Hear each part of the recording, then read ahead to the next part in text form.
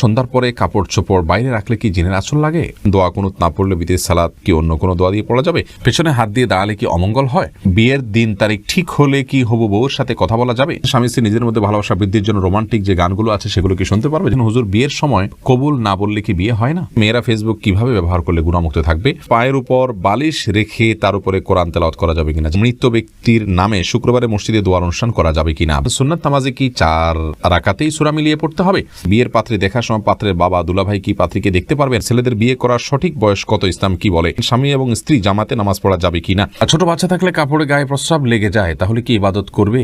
মাছি কোথাও বসলে কি তা নাপাক হবে?